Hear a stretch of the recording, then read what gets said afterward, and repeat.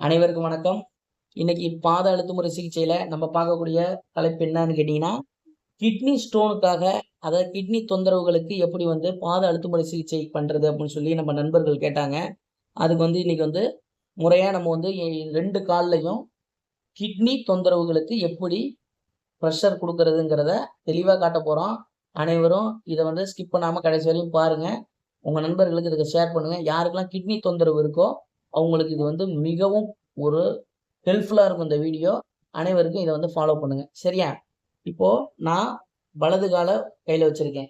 இப்போ வலது கால்ல பார்த்தீங்கன்னா, உங்களுக்கு கிட்னி இடம் எது அப்படின்னு கேட்டீங்கன்னா, எதை இயக்கணும் ஃபர்ஸ்ட்டு அப்படின்னு கேட்டீங்கன்னா, வலது கால்ல நமக்கு ரேகைன்னு சொல்லுவோம் இல்லையா? இங்க அரிப்பு வரும் உள்ளங்கால்ல. இதான் K1ங்கிற பாயிண்ட். இதை சோலார் ஃப்ளெக்ஸ்ம்பாங்க. இந்த சோலார் ஃப்ளெக்ஸுங்கிறது நம்ம உடம்போட மெட்டபாலிசத்தையும் நம்ம உடம்பை ரெகுலேட் பண்றதுக்கு, அதாவது உடலை ஒரு கரெக்டான செடேட்டிவ் பொசிஷனுக்கு வர வைக்கிறதுக்கு இது ஒரு முக்கியமான புள்ளி. இந்த சோலார் ஃப்ளெக்ஸுங்கிறது ஒரு எனர்ஜி பாயிண்ட். இந்த பாயிண்ட்ல இருந்து நல்லா பாருங்க. இந்த பாயிண்ட்ல இதுதான் ஃபர்ஸ்ட் பாயிண்ட். இதுக்கு கீழே அட்ரினல்ங்கிறத தொப்பி சுரப்பி அப்படின்னு ஒண்ணு இருக்கு. அதை ஒரு இன்சைட் போய் தொப்பி சுரப்பின்னு இருக்கு. இந்த 3 விரல் நான் வைக்க சொல்லுவேன்ல, இந்த 3 விரல் இதுல இருந்து கீழே வச்சீங்கன்னா, இந்த 2வது விரல் டச் ஆகிற இடத்துலதான் கிட்னி இருக்கு. நல்லா பாருங்க, இங்க வலி இருக்கு, காண முடியாது. இந்த இடத்துல கடுமையா வலி இருக்கு. அதாவது ஃபர்ஸ்ட் பாயிண்ட் என்ன சொன்னேன், சோலார் பிளக்ஸ்.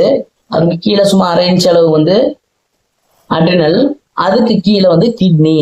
இந்த கிட்னி அதான் சொல்றீங்க, சோலார் பிளக்ஸ்ல இருந்தே நீங்க எடுத்துக்கலாம். அதுல இருந்து மெதுவா, அதாவது இப்படி முன்னும் பின்னுமா ஒரு ட்விஸ்ட் பண்ணி இப்படியே கொண்டு அழகா கொண்டு இந்த பிளாடர்ல இறக்கி விட்டுரும். இந்த பிளாடர் இது இந்த உப்பின பகுதி இருக்கு. இந்த உப்பின பகுதியெல்லாம் நிறைய பேர் கிட்னி யூரின் போகாதவங்க எல்லாம் பாத்தீங்கன்னா அந்த இடம் பயங்கரம் உப்பி இருக்கும். நார்மலா சில பேருக்கு இந்த இடத்த இந்த கிட்னில கல் இருக்கிறவங்க, அதுக்கு இந்த சுகர் பேஷண்ட்டுக்குலாம் இந்த இடம் பாத்தீங்கன்னாவே நல்லா பொஃப்னு உப்பி இருக்கும். இது என்ன காரணம் கேட்டீங்கன்னா, யூரின் கரெக்டான யூரினரி, அதாவது பிளாடர் கரெக்டான தேக்கம் இல்லாமையும் சோர்வாக நிலைமையில இருக்கவங்களுக்கும் அப்படிதான் இருக்கும். இல்ல ஒழுங்கா யூரின் போகலனாலும் அப்படிதான் இருக்கும். நிறைய பிரச்சனைகள், அதாவது யூரின் ட்ராக்ல எந்த பிரச்சனை இன்ஃபெக்ஷன் இருந்தாலும் உங்களுக்கு அந்த இடம் வீங்கிடும். சரிங்களா? இப்ப நம்ம என்ன பண்ணணும்னு கேட்டீங்கன்னா, யூரின் ஒழுங்கா போகல, அவுட்புட் இல்லை. இப்போ நான் சொல்ற அந்த பாயிண்ட்ல இருந்து அழகாக அப்படியே ஸ்டிமுலேட் பண்ணிக்கிட்டே வரீங்க. இங்க அழகாக இதுல இறக்கி விட்டுறணும். அழகாக ஸ்டிமுலேட் பண்ணி இந்த இடத்துல இறக்கி விட்டு, இந்த இடத்துல ஒரு அழுத்தம், அந்த அந்த உப்பி இருக்கு இல்லையா, அந்த இடத்துல ஒரு அழுத்தம். அழகாக இறக்கி கொண்டு அந்த ஸ்டிமுலேட் பண்ணதில் ஒரு அழுத்தம். இது எத்தனை தடவை கொடுக்கணும் அப்படின்னு கேட்டிங்கன்னா, ஒரு 11 தடவை நீங்கள் இதை கொடுக்கணும்.